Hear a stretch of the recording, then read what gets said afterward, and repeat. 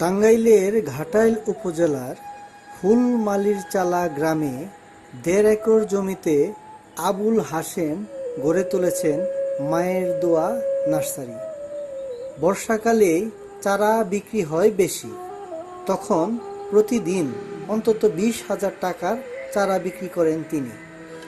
তার ওই নার্সারিতে দেশ বিদেশের বিভিন্ন জাতের ফলস, বনজ চারাসহ বহু ফুলের চারা পাওয়া যায়।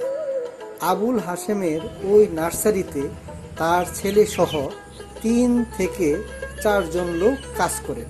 প্রতিদিন আপনার আমার এই জায়গায় চারা বাছি নিয়ে আসে এখন সিজনের সময় ৮, ১০, ১৫, ২০ আবার ৫-৭ হাজারও হয়, মানে টাকার সংখ্যা। এতদিন আপনার মালটা নিয়ে একটা ট্যুর পাওয়ার ছিল, মালটা চারা নিয়ে, মানে মালটা চারা বেছে আমি ট্রাই করছি মালটা চারা দিয়ে। হ্যাঁ, অনেক মালটা চারা বেছানি করছি আমি। এরপরে আপনার এই বিভিন্ন কিছু আমার ছেলে আসলো, ছেলে পড়াশোনা করলো, পড়াশোনা করে অন্য জায়গায় চাকরি পাইলো। পরে ছেলে বললাম যে না, তুমি এই জায়গায় এসে পড়ো, আমার লোকের দরকার, এই জায়গায় এসে পড়ো। পরে ছেলে নিয়ে আসছি, ছেলে নিয়ে আসার পরে এই বিভিন্ন হান থেকে মোকাম গাছ বা আমার নিজেও কিছু করি। আপনার আমের ছাড়া কথায় কাজে মিল রাখবার জন্য চেষ্টা করি। একটি এনজিওর মাধ্যমে চারা ফুটানো ও পরিচর্যার কাজ শিখেন তিনি। শুরুর দিকে নিজ বাড়িতেই বীজ থেকে চারা তৈরি করতেন এবং বিক্রি করতেন।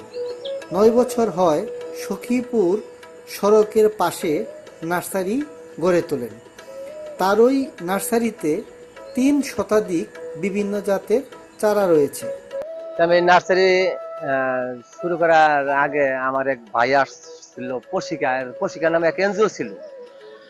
পশিকা নামে এক এনজিও ছিল, এনজিওর আমি একটু জড়িত ছিলাম। এনজিওর সদস্য হিসেবে জড়িত ছিলাম মৌমাছি নিয়ে। মৌমাছির পিছন থেকে আমি এটার লাইন পাইছি। লাইন পাওয়ার পরে এটা আমার খুব ভালো লাগতো, গাছ নিয়ে নাড়াচাড়া বা বোনা, রোপণ করা, কলম করা, এগুলো খুব ভালো লাগতো আমার। পরবর্তী টাইমে আপনার হঠাৎ করে আবার এই প্রশিক্ষণ থেকে প্রশিক্ষণ হলো, ঢাকায় প্রশিক্ষণ হলো বা গাজীপুর প্রশিক্ষণ হলো, মানুষিক কৃষি ইউনিভার্সিটি প্রশিক্ষণ হলো। আমি ভালোই বেশ কয়েকটা প্রশিক্ষণ পাইছি। প্রশিক্ষণ থেকে আমি কাজগুলো শিখছি ভালোভাবে। কাজগুলো শিখিয়া আমি বাড়িতেই করতাম। আমার বাড়ি হলো আপনার ওই পাকা রোড থেকে মূলত ১ কিলো না ১ কিলোর কাছে। আমি বাড়িতে করতাম, তখন আসলে হালকা ভাবে করতাম, ভালোভাবে পাইকারি সেল দিতাম না, হয়তো জানাজানি ছিল না এলাকার ভিতরে। কাটামাটি হয়তো বর্ষায় নার্সারি চলে মূলত বর্ষাকাল, গাড়ি গুড়ি গেত না। পরে আমি নিজে নিজে চিন্তা ভাবনা করলাম পাকা রুটের ধারে আমি কেমনে যাই। অনেক আসলে অনেক লোকজনের আমি বলছি কিছু জায়গা জোগাড় কথা, দেখা গেছে যে জায়গা দিব ১ বছরকার জন্য, ২ বছরকার জন্য, কিন্তু আসলে একটা নার্সারি ১ বছর ২ বছরকার জন্য হয় না। একটা নার্সারি করতে গেলে কম পক্ষে আবার তো ১০ বছর, ১৫ বছর, ২০ বছর এরকম জন্য একটা নার্সারি হয়। ২-৪ বছরের জন্য একটা নার্সারি না। পরবর্তী টাইমে আমার এই কাকার জায়গায় আমি নার্সারি করতেছি। এই কাকার কাছে আমি বললাম যে কাকা, জায়গাটা প্রতীক করেছে, তাহলে জায়গাটা আপনি আমাকে দেন। পরে উনি বললো যে আমি একটু বাড়িতে বুঝা দেখি। পরবর্তী টাইমে উনি মারা গেল। মারা যাওয়ার পরে উনি বড় ছেলে আমাকে জায়গাটা দিচ্ছে ইনশাল্লাহ। বর্ষায় আকাশমণির চারা চলছে বেশি, তাছাড়া ফুল ফলের চারাও চলে। বেশিরভাগ চারাটা আমার কিনে আনানো লাগে বাহিরে থেকে। বেশিরভাগ চারাটাই আমার কিনে আনানো লাগে বাহিরে থেকে। ওটা আমরা সীমিত লাভ করি, একদম সীমিত লাভ করি।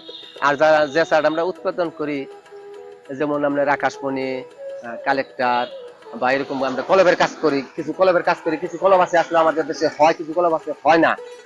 কোন চারা কিনতে আসছেন? এই যে আকাশমণি আকাশমণি। কতগুলো চারা নিতেছেন? 400 300। ৩০০।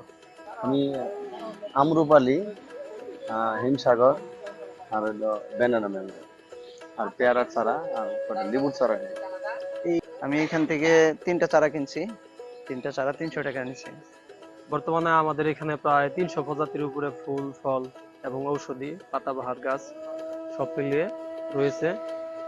আমাদের এখানে ধরেন আগে আসলে দেশি চারাগুলো বেশি চলতো, আর বর্তমানে যুবক ভাইয়েরা আধুনিক চারাগুলো বেশি চায়, বিদেশি চারাগুলো বেশি চায়, যার কারণে আমি বিদেশি চারাগুলো বর্তমানে বেশি রাখতেছি। আগে যদিও দেশি চারাগুলো বেশি ছিল, এখন বিদেশি চারাগুলো বেশি আমাদের এখানে আছে, রয়েছে। আর তার পাশাপাশি বিভিন্ন ধরনের ফুলের চারা, এগুলা মানুষের চাহিদা বেশি, যার কারণে আমি ফুলের চারাগুলো একটু বেশি রাখি। আর ঔষধি চারাগুলাও বেশ অনেক আছে, আমলকি, বহেরা, হরতুকি এগুলা রয়েছে আমাদের এখানে। তাছাড়া ধরেন মূলত দেশি এবং বিদেশি যে কোনো জাতের, যে কোনো দেশের যে কোনো চারা আমরা চাহিদা অনুযায়ী দিতে পারি কাস্টমারদের কাছে। ভবিষ্যতে ব্যবসার টাকা দিয়ে জায়গা কিনে নার্সারি গড়ে তোলার স্বপ্ন তার মনে। আগের চেয়ে এখন ভালোভাবে চলতেছে নার্সারি, ইনশাল্লাহ এইভাবে যদি চলে তাহলে হয়তো যদি আমি আরো 5 বছর থাকতে পারি তাহলে হয়তো দেখা যাবো যে 2-4 15-20 শতক জায়গা কেনার মতো একটা পরিবেশ হইতে পারে ইনশাল্লাহ, যদি আল্লাহ কোনো মুসিবতে না ফেলায়।